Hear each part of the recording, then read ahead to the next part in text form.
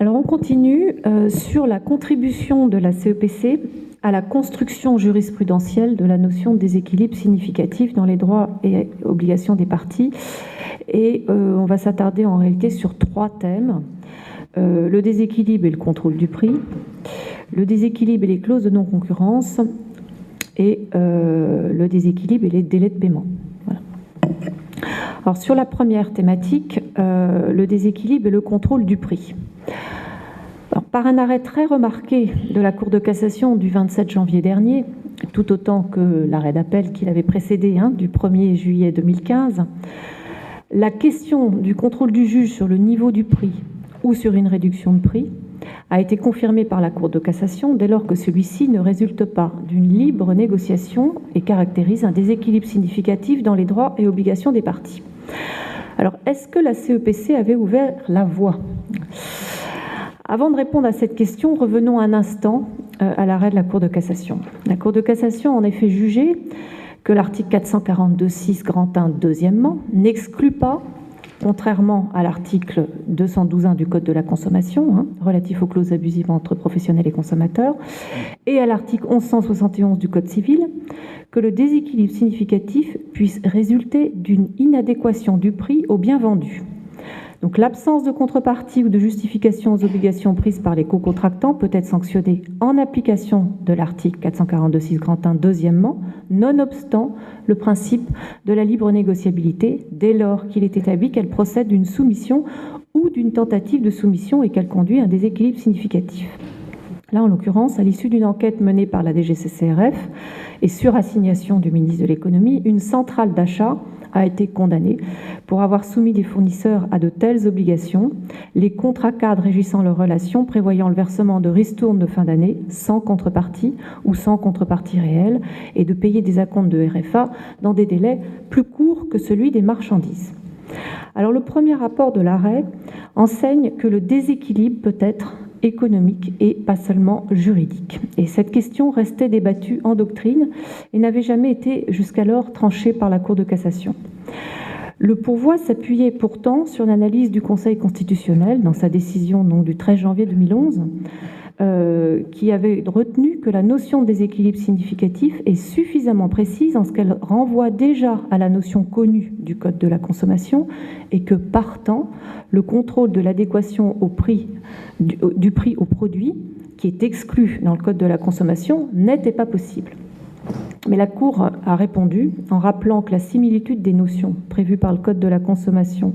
et le Code de commerce n'exclut pas qu'il puisse exister entre elles des différences de régime tenant aux objectifs poursuivis par le législateur dans chacun de ces domaines, en particulier quant à la catégorie des personnes qu'il a entendu protéger et à la nature des contrats concernés.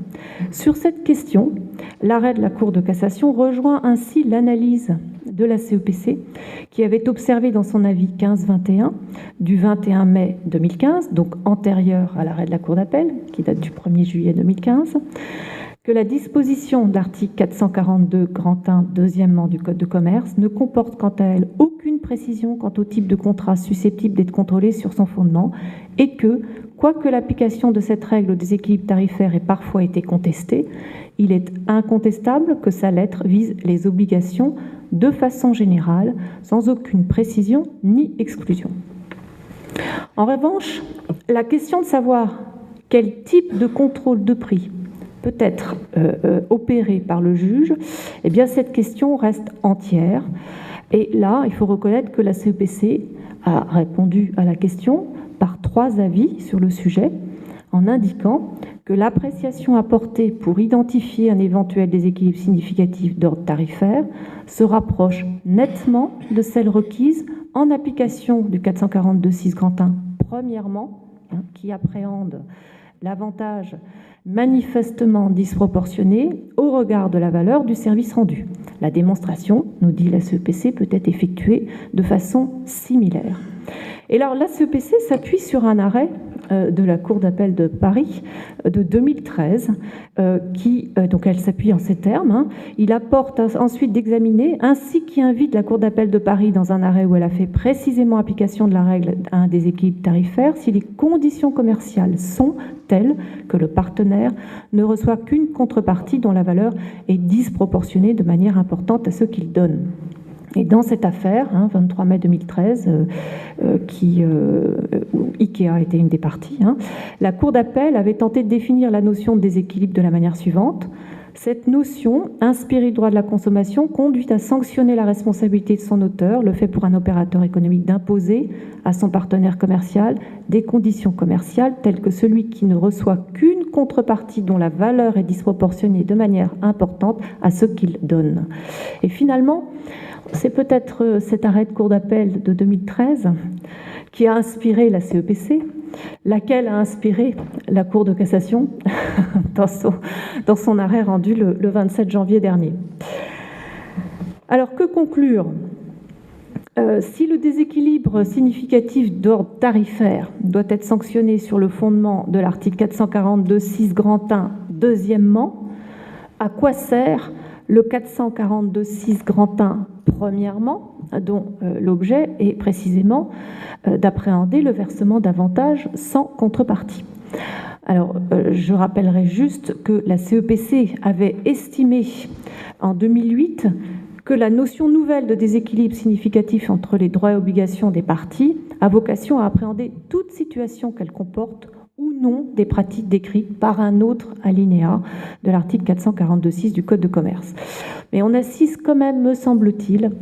à un recentrage des avis de la CEPC sur le fondement du déséquilibre significatif, même lorsque la pratique peut être appréhendée par un autre alinéa de l'article 442.6. Voilà. Donc ça préfigure peut-être effectivement aussi la réforme qui va peut-être donc intervenir au printemps prochain sur les pratiques restrictives. Autre thématique, la thématique donc concernant le déséquilibre et les clauses de non-concurrence. Les clauses de non-concurrence peuvent-elles être examinées sur le fondement du déséquilibre significatif et non pas seulement sur le droit commun des contrats, sur le fondement du droit commun des contrats et du droit de la concurrence ? Il semble que oui. Saisie par une personne morale de droit public à propos de la validité d'une clause de non-concurrence insérée dans un contrat, la CEPC a laissé entendre qu'elle pouvait, elle aussi, être appréhendée au regard du déséquilibre significatif.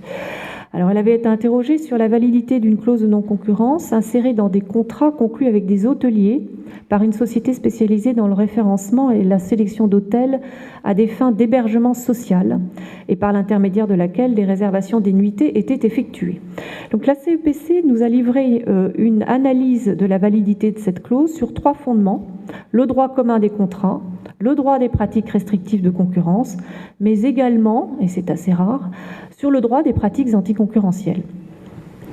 Alors pour ce qui est du fondement qui nous intéresse, le déséquilibre significatif, elle a estimé qu'une clause de non-concurrence qui n'est pas réciproque et qui est dépourvue de contrepartie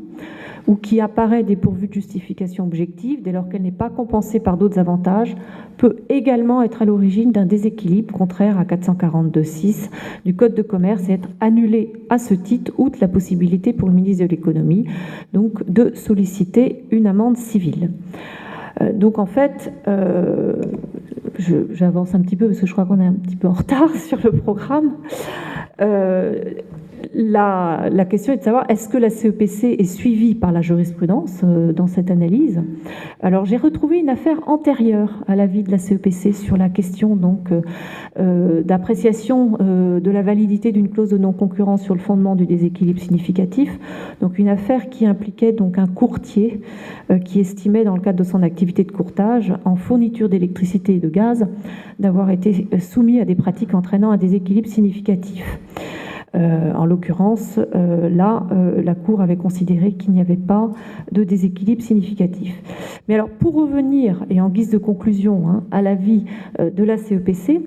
il convient, pour qu'une clause de non-concurrence soit remise en question sur le terrain du déséquilibre, que la première condition soit remplie, soumettre ou tenter de soumettre, et que la clause soit effectivement déséquilibrée.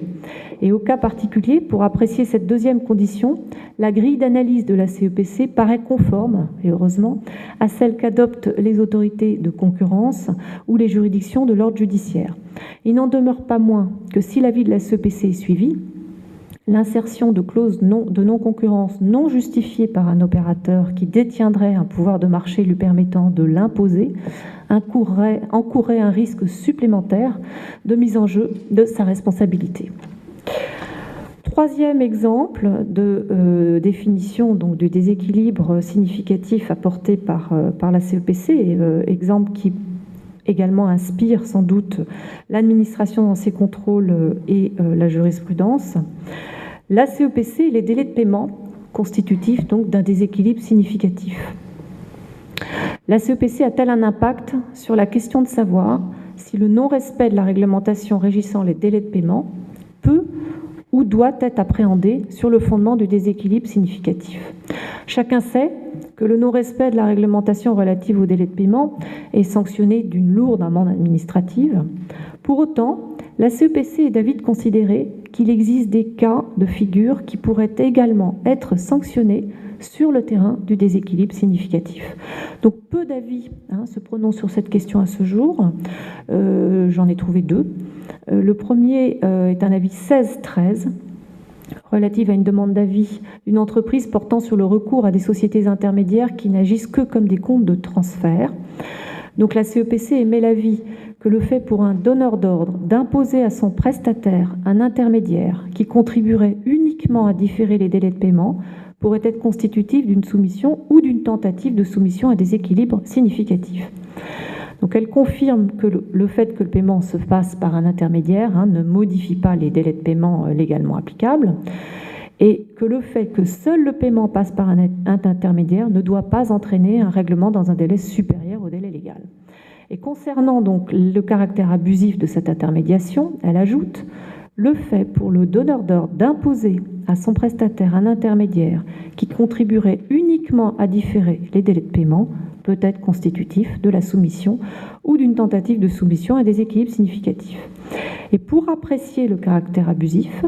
elle se réfère, donc là, elle a vérifié si l'intermédiaire est imposé par le donneur d'ordre au prestataire et si l'intermédiaire assume une fonction économique distincte du simple paiement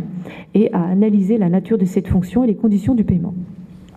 Le second avis est un avis 17.5 relatif à une demande d'avis d'un professionnel portant sur des conditions de délai de paiement fournisseur, à savoir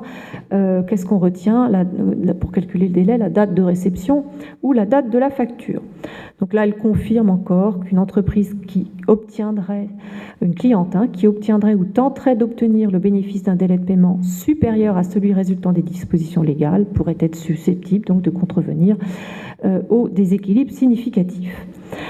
Donc ça, voilà, donc elle a pas tellement, elle a repris déjà ce qu'elle avait dit dans son avis précédent. Donc la CEPC, c'est le point qui nous intéresse, est-elle suivie par l'administration dans ses contrôles et par les juridictions?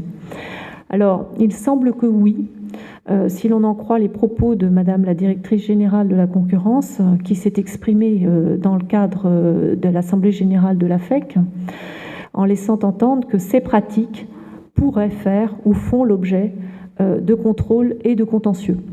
Donc en conclusion sur ce sujet, toutes les pratiques qui consistent à retarder les délais de règlement ou à en faire supporter aux créanciers une charge pour être réglée dans les délais légaux pourront sans doute être appréhendées sur le terrain du déséquilibre significatif à l'avenir.